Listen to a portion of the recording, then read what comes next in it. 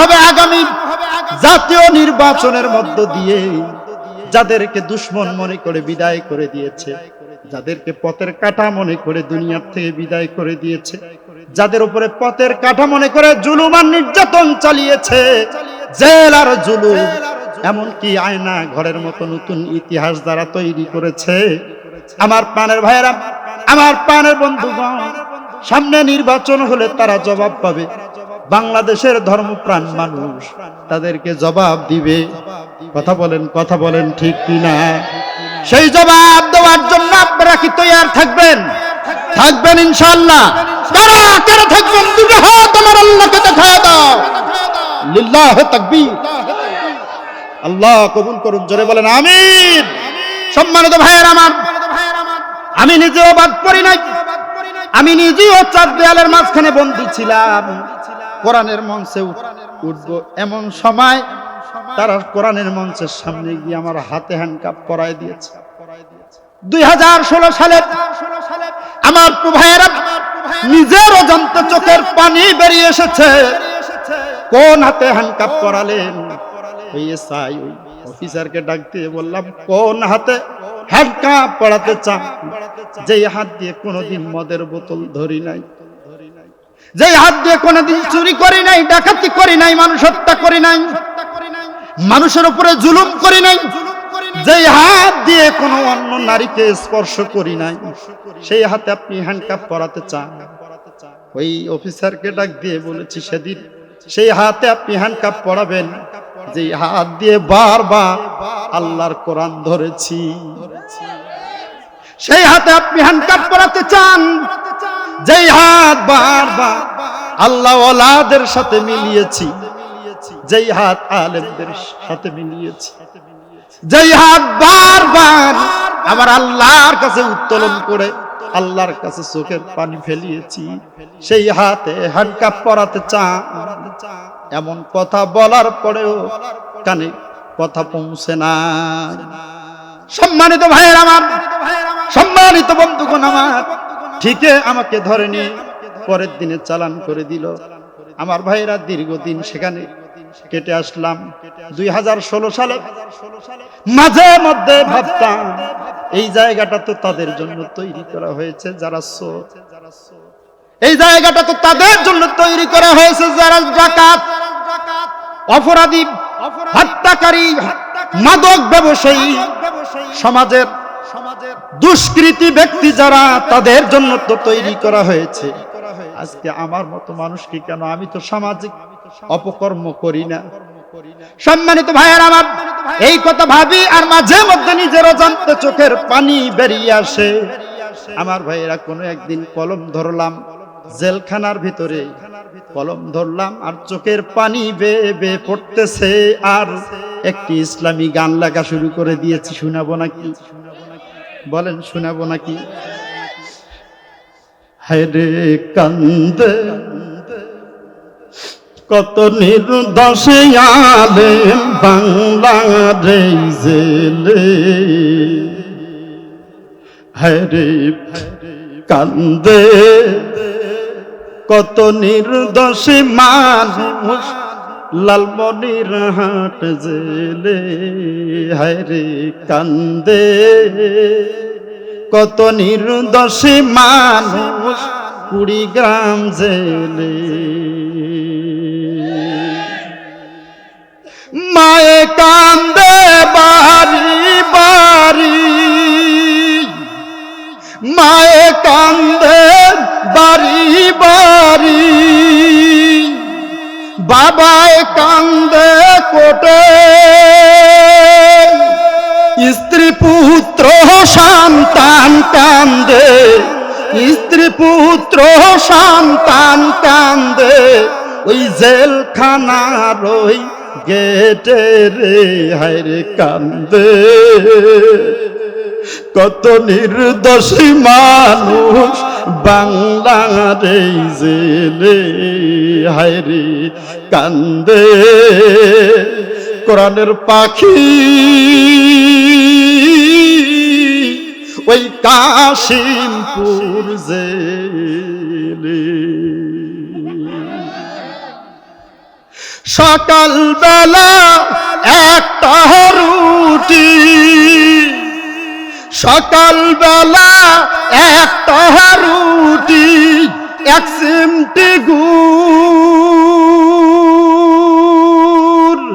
তাই খেয়ে ভাই পেট ভরে না, তাই খেয়ে মা পেট ভরে না। সকাল হয় দুপুর রে, হায় রে কান্দে কত নির্দোষ আলেম বাংলার জেলে, হায় রে কান্দে কত নির্দোষ মানুষ রংপুরের জেলে, হায় রে কান্দে।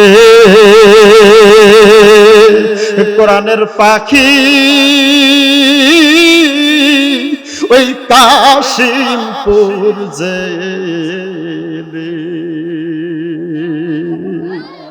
সম্মানিত ভাইয়ের আমার, সম্মানিত বন্ধুগণ আমার, দীর্ঘ 16টা বছর তারা কারাগারে কান্না করেছে নির্দোষ হওয়ার পরেও। আমার ভাইয়েরা, জালিমের জুলুম আমার আল্লাহ সহ্য করে না। কথা বলেন, কথা বলেন, ঠিক না? ওলামায়ে কেরাম সে সময় বলেছিল, আমরাও বলেছিলাম, এই দিন দিন নয়, আরো দিন আছে, এই দিন নিয়ে যাবে সেই দিনের কাছে। বাস্তবায়ন হয়েছে না হয় নাই? বলেন বলেন, হয়েছে না হয় নাই? সম্মানিত ভাইয়ের আমার, সম্মানিত বন্ধুগণ আমার, যাদেরকে পাকিস্তানের দালাল বলেছে তারা পাকিস্তানে পালায় না, পালাইছে। যাদেরকে রাজাকার দালাল বলেছে, রাজাকারের দালাল বলেছে, তারা দেশ ত্যাগ করে নাই, বরং নিজে গর্বের সাথে মেখে নিয়েছে, তুমি কে আমি কে, রাজাকার রাজাকার। কথা ঠিক কিনা বলেন? যারা রাজাকার উপাধি দিয়েছে তারা এদেশে থাকতে পারে নাই। আমরা ওলামায়ে কেরাম বলেছিলাম, বিশেষ করে কোরআনের পাখি আল্লামা দেলওয়ার হোসেন সাইদি রহমতুল্লাহ আলাইহি ভবিষ্যৎবাণী করেছেন, বেশি লাপালাপি করবা না, 12 কোটিতে আস্তে করে লারা দিবে, মামু বাড়ি দিল্লি গিয়ে পড়বা। বাস্তবায়ন হয় নাই। সম্মানিত ভাইয়েরা আমার, ঠিক 12 কোটিতে আস্তে লারা দিয়েছে, আর অন্য কোন প্রদেশে ঠিকানা হয় নাই, অন্য কোন দেশে ঢুকতে পারে নাই, ওই মামু বাড়ি দিল্লি গিয়েই পড়েছে। যেটি বলেছে তিনি সেটি প্রতিফলিত হয়েছে, সব ভবিষ্যৎবাণী প্রতিফলিত হয়েছে। আমার ভাইয়েরা, একটা মাত্র ভবিষ্যৎবাণী এখন পর্যন্ত বাস্তবায়ন হয়নি, তবে আমি বিশ্বাস করি মুমিনেরা শ্রেষ্ঠ ওলির এই কথা বিশ্বাস করে, আগামীতে এই জমিনে কোরআনের রাজ কায়েম হবে, এই জমিনে আল্লাহর হুকুমত কায়েম হবে। এই ভবিষ্যৎবাণীও করেছে। আমার মন বলছে এই ভবিষ্যৎবাণীটা বাস্তবায়ন করার সময় আর বেশি দিন নাই। ঠিক কিনা বলেন?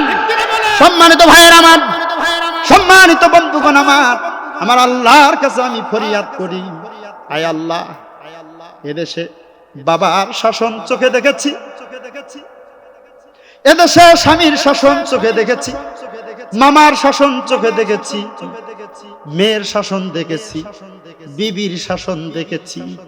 একটা বা লাল সবুজের পতাকার সাথে কালিমার পতাকা যোগ হয়েছে, এই দৃশ্য দেখতে চাই। একটা বা কোরআন দিয়া দেশ কেমনে চলে, এই দৃশ্য, এই সিনারি দেখতে চাই। আমি আনোয়ারুল ইসলাম চাই, আপনারা কারা কারা চান? দুটা হাত আমার আল্লাহকে দেখায়া দেয়। লিল্লাহে তাকবীর, লিল্লাহে তাকবীর। আল্লাহ কবুল করুন, জোরে বলেন আমিন। হাত নামা। সম্মানিত ভাইয়ের আমার, সম্মানিত বন্ধুগণ আমার, এবার ভালো করে খেয়াল করুন, প্রসঙ্গের বাইরে যাই নাই। আল্লাহ সুবহানাহু ওয়া তাআলা ঈমান আনতে বলেছেন সাহাবায়ে কেরামের মতো। আম্মার ইবনে ইয়াসির রাদিয়াল্লাহু তাআলা আনহুর জীবনের কথা বলতেছিলাম, মনে আছে না নাই? আছে। এবার পুলিশ বাহিনী, র‍্যাব বাহিনী, আর্মি বাহিনীকে নির্দেশ দেওয়া হলো, দলের নেতা কর্মীদের নির্দেশ দেওয়া হলো, যাও ধরে নিয়ে আসো। আম্মারকে এবার ধরে নিয়ে আসা হলো। আম্মারকে ধরে নিয়ে আসার পর দুইটা হাত আবু জাহেল বাঁধার নির্দেশ দিল, দুইটা হাত রশি দিয়ে বেঁধে দিল। অপরাধ কি? বলেন, মুসলমান হওয়া।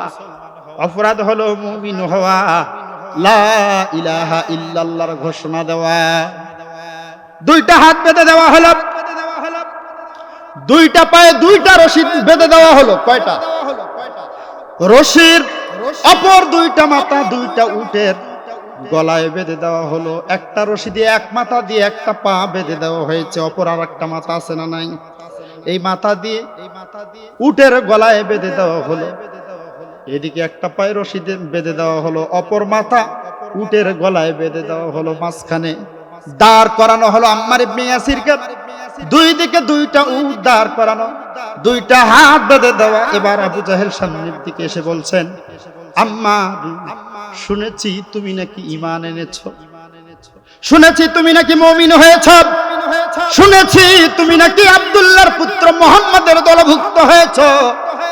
আমার প্রিয় ভাইয়েরা, আমরা হইলে এই সময় ফতোয়া দিয়ে দিতাম, জীবন বাঁচার কারণে মিথ্যা কথা কওয়া যায়। ফতোয়া দিতাম না, এটা দিয়ে বাঁচতে চাইতাম। আম্মার রাদিয়াল্লাহু তাআলা আনহু মিথ্যা কথা বললেন না। তিনি দায়িত্বহীন কণ্ঠে ঘোষণা দিলেন, হ্যাঁ, যা শুনেছো তা সত্য। তার মানে হলো আমি আব্দুল্লাহর পুত্র মুহাম্মাদের দলভুক্ত হয়েছি। তার মানে হলো আমি লা ইলাহা ইল্লাল্লাহু মুহাম্মাদুর রাসূলুল্লাহ সাল্লাল্লাহু আলাইহি ওয়াসাল্লামের ঘোষণা দিয়ে মুমিন হয়েছি। আবু জাহেল এবার ডাক দিয়ে বলেন, আম্মার, ঘোষণা যখন তুমি কালিমার দিয়েছ, এখন তোমার সামনে দুইটা পথ খোলা। এক নম্বর পথ হলো আব্দুল্লাহর পুত্র মুহাম্মাদের দল ছেড়ে দেওয়া লাগবে, অর্থাৎ ঈমানের মালা খুলে ফেলা লাগবে, ঈমানের পথটা ছেড়ে দেওয়া লাগবে। এটা এক নম্বর পথ। দুই নম্বর পথ হলো, যদি ছেড়ে না দাও, দুই দিকে দুইটা উট দাঁড় করানো, দুইটা উট দুই দিকে তাড়া করায় দেওয়া হবে, মাঝখান দিয়ে ছিঁড়ে দুই টুকরা হয়ে দুনিয়ার থেকে বিদায় করবে। বলো, দুই টুকরা হবে নাকি ঈমানের পথ ছেড়ে দিবে? তিনি দায়িত্বহীন কণ্ঠে বললেন, আবু জাহেল, ও আবু জাহেল, আমার দুই টুকরা করার ভয় দেখাও না, দুই টুকরা করার ভয় আমারে দেখাও না।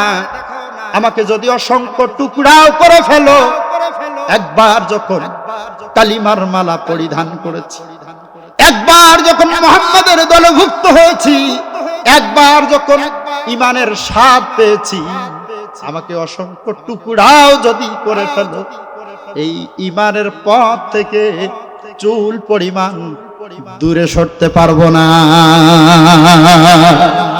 জোরে বলেন, জোরে বলেন।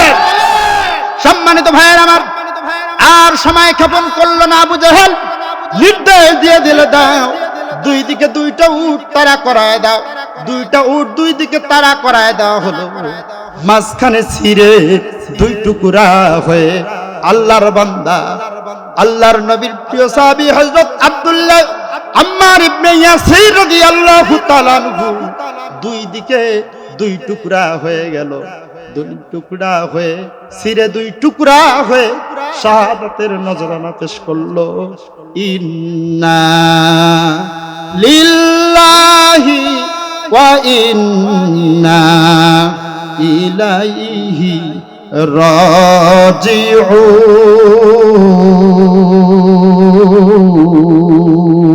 রাজিউন। সম্মানিত ভাইয়েরা আমার, দুই টুকরা হয়ে আল্লাহর বান্দা চলে গেল, কিন্তু আবু জাহেলের কাছে মাথা নত করলো না, ঈমানের পথ ছেড়ে দিল না। এই হলো সাহাবায়ে কেরামের ঈমান। বলেন তো ওই ঈমান মিলাতে হবে সাহাবায়ে কেরামের মতো কিনা? মুফাসসিরিনে কেরাম বলেছেন ঈমানকে মিলাতে হবে সাহাবায়ে কেরামের সাথে। যদি জান্নাতে যেতে হয়, যদি জাহান্নামের আযাব থেকে বাঁচতে হয়, সাহাবায়ে কেরামের মতো ঈমানদার হওয়া লাগবে। কথা বলেন ঠিক কিনা?